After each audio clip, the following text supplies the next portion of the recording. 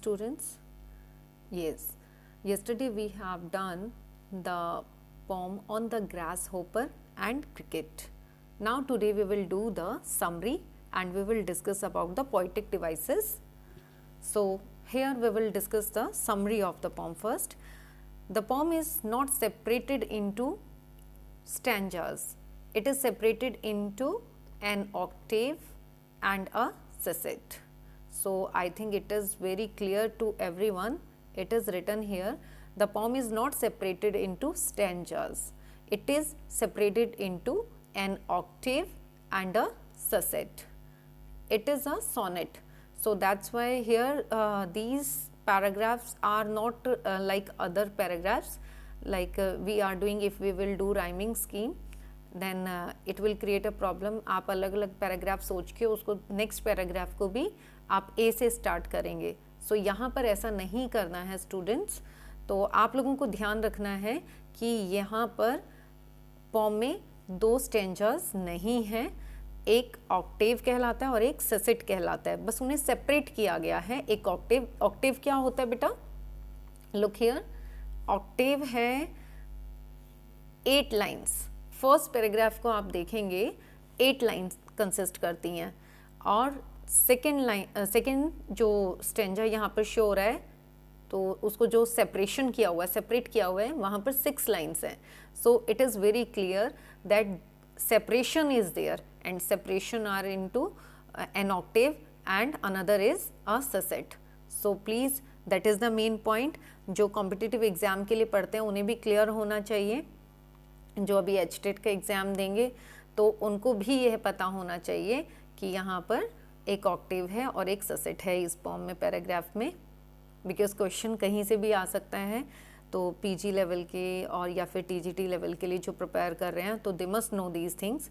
Okay, the first part of the pome, the Octave celebrates the earth in all it's form.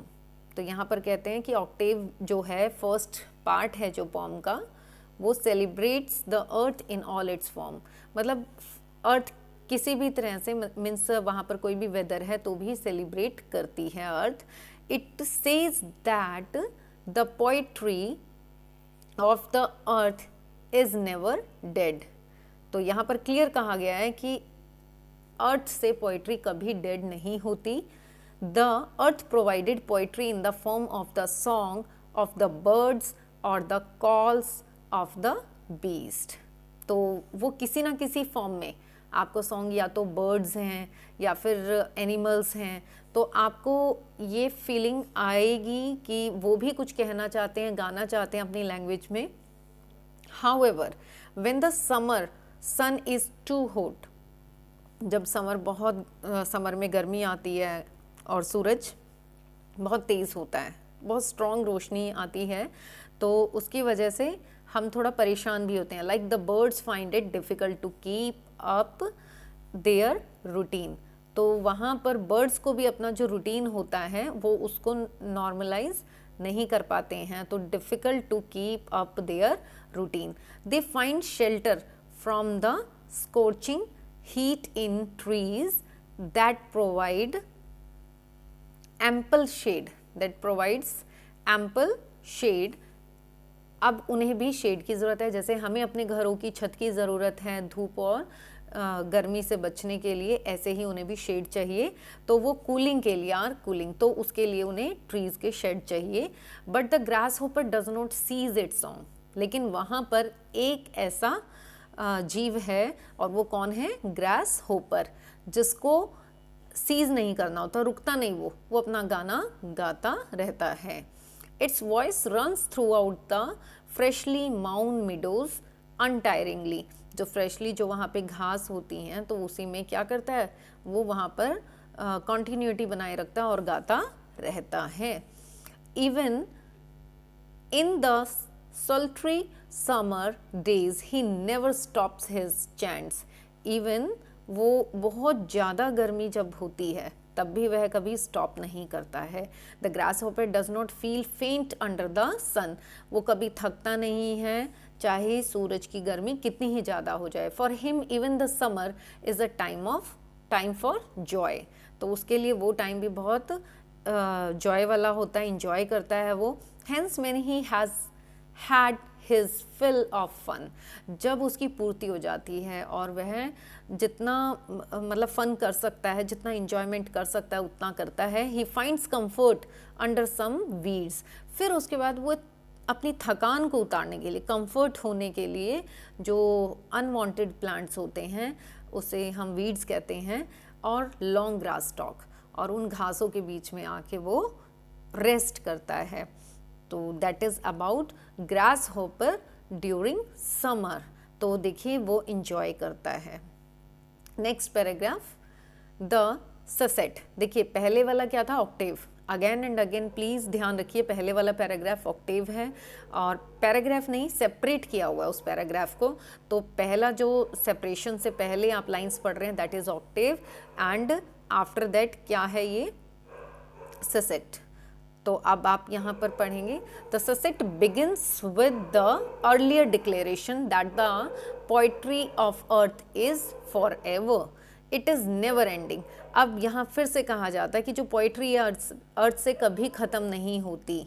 During the cold harsh winters when one is numbed by the cold, only one voice is heard. अब वो कहते हैं कि देखिए cold होती है तो सारी जगह क्या हो जाता है, साइलेंस हो जाता है विंटर्स में भी। तो लेकिन यहाँ पर एक चीज़ ध्यान देने वाली है कि वो कहते हैं कि जब विंटर होती है तो एक ऐसा बर्ड है, during the cold harsh winters when one is numbed by the cold, only one voice is heard that calls out to one in drowsy evening by the fire, and that is the cricket। तो एक ऐसी आवाज़ है जो एक गर्माहट पैदा कर देती है पूरे मौसम में, और वो कौन सी है, क्रिकेट की। पहले हमने बात की ग्रास होपर की और अब cricket. The poet tells us that during the winters instead of growing quite of the cold, ठंड से जो एक सुनसानपन हो जाता है, मीन्स सूनापन कि सभी अपने घरों में रहते हैं, तो वो चीज़ रहती है, लेकिन वहाँ पर कौन है जो कॉन्टिन्यू रहता है, the cricket finds a corner in some kitchen near a stove and belts out its song. और वो कहीं भी, चाहे वो किचन में है, चाहे उसे जहाँ भी जगह लगती है, कंफर्ट होता है, जहाँ पर उसे क्या मिलता है, देखिए किचन में क्या होता है, थोड़ा सा वार्मथ मिलती है। तो यानी जिस एरिया में वार्मथ है तो यानी उसे लगता है कि वार्मथ फील करता है, और उसके बाद वो खुद सॉन्ग भी गाता है, तो उसके सॉन्ग में भी एक वार्मथनेस आती है। The warmth coming from the stove mingles with the warm tones of the cricket. तो देखिए warm tones of the cricket, तो क्रिकेट की भी वार्म टोन आती है। Who tries to keep one entertained, दूसरे को क्या कर रहा है, दूसरे को अच्छा फील करा रहा है, बिकॉज वो वहाँ सर्दी में भी गा रहा है, इंजॉय कर रहा है उसको, वेदर को। This song perhaps reminds one who's half asleep that the grasshopper is probably out on some grassy hills singing its heart out।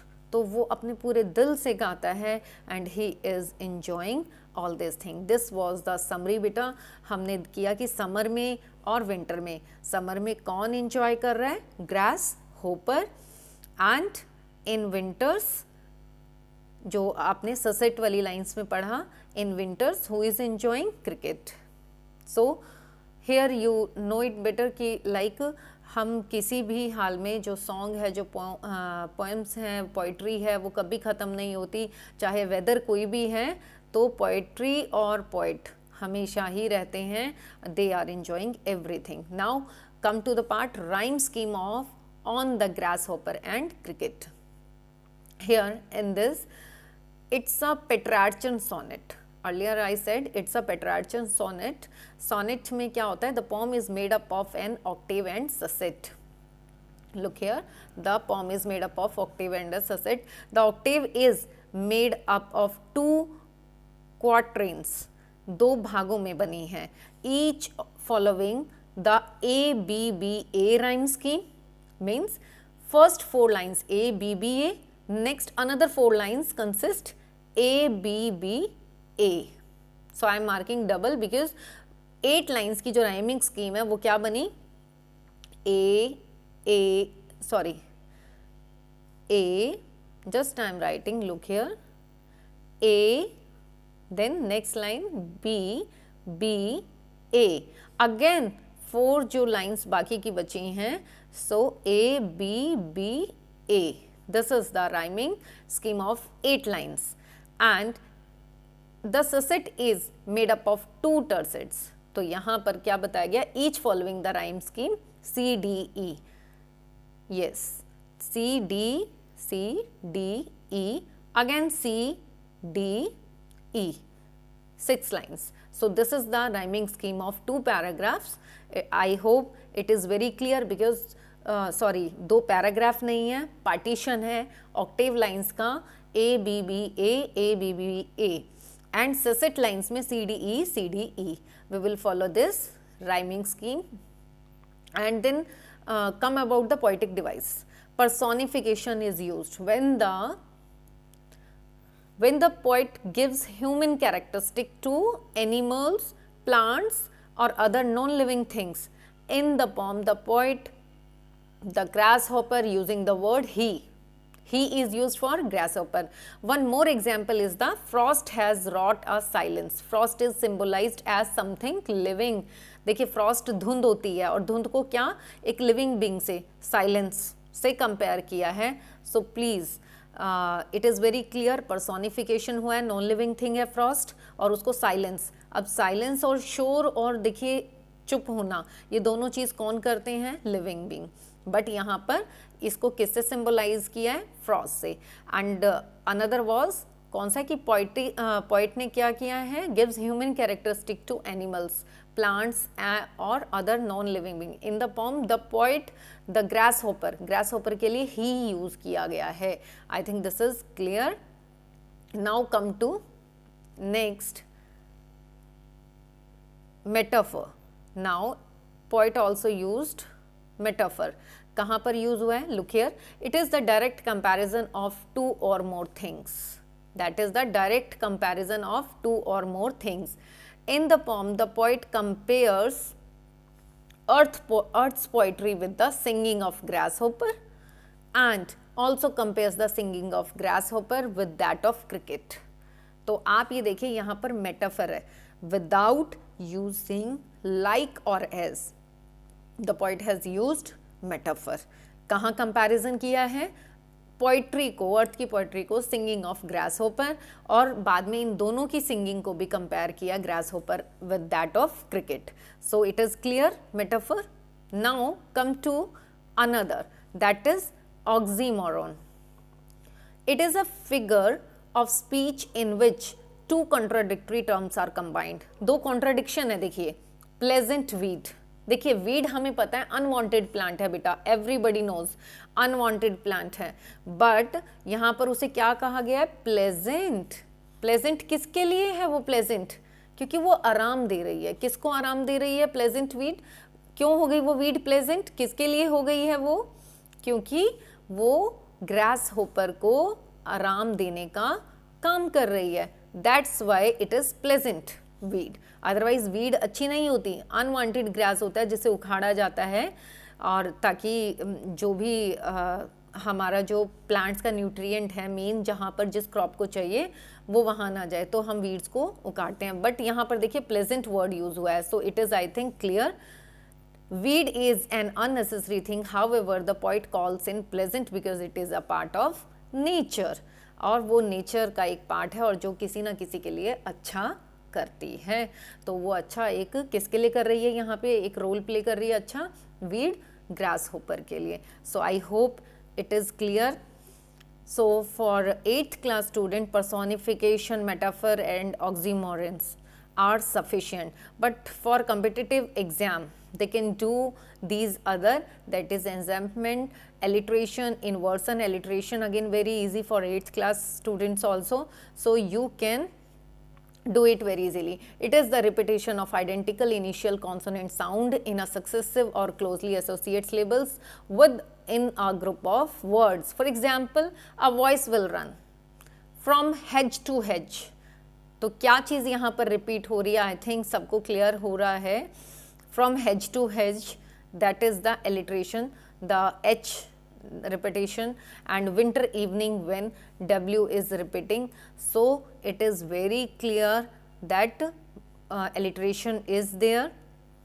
Then inversion, it is the inverting of the normal word order in a sentence or a phrase. For example, poetry of earth is ceasing never and seems to one is drowsiness half lost.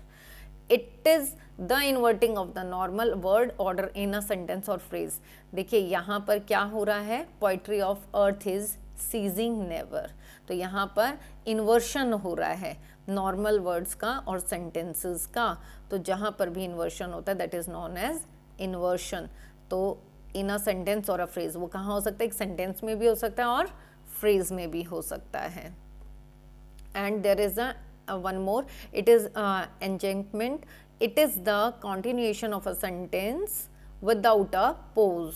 कौन सा है वो? जहाँ पर pose ही नहीं है. Beyond the end of the a line or couplet or a stanza. For example, when the frost has wrought a silence, from the stove there shrills the cricket song etc. जहाँ पर क्या हो रहा है? एक sentence का continuation है without a pose, कोई पोज नहीं आया है. when the frost has wrought a silence, तो यहाँ पर कोई भी पोज नहीं है. Beyond the end of a line, couplet और अ स्टेंजा एक्सेट्रा मीन्स. तो आप लोगों को जो मेन रहेंगी, आप लोगों को करना है for 8th class alliteration. So please आप लोगों को ये ज़रूर ध्यान रखना कि एलिट्रेशन कहाँ हुआ है, आपने ये करना है. Then another come to this personification, metaphor and oxymoron. You must know these poetic devices which is used in the poetry. Okay, now come to the conclusion. The poem is then a message close to Keats' heart. देखिए John Keats के बहुत ही close है, उसके दिल के उसके पास है.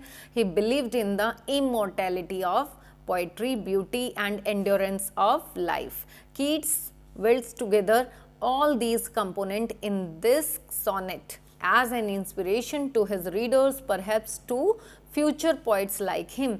और वो अपने जो फ्यूचर के जो पोइट आने वाले हैं उनके लिए भी क्या चाहता है? जॉन कीट क्या बता रहे हैं अपनी दोनों लाइन में कि कभी भी पोइट्री का एंड नहीं होता है. सो ये एक मोटिवेशन है और जॉन कीट loves poetry so much. It shows that. तो आप लोग इस पोएम का बहुत अच्छे से मीनिंग समझ चुके होंगे, I hope, and it is clear to all of you. अगर आपको कहीं भी कोई प्रॉब्लम लगे you can comment so that I will remove your doubts. So please read it carefully. I am sharing it with you, these notes. So please read it carefully and tell me in comment box. So please subscribe it so that I will work on your queries and I will resolve your problems.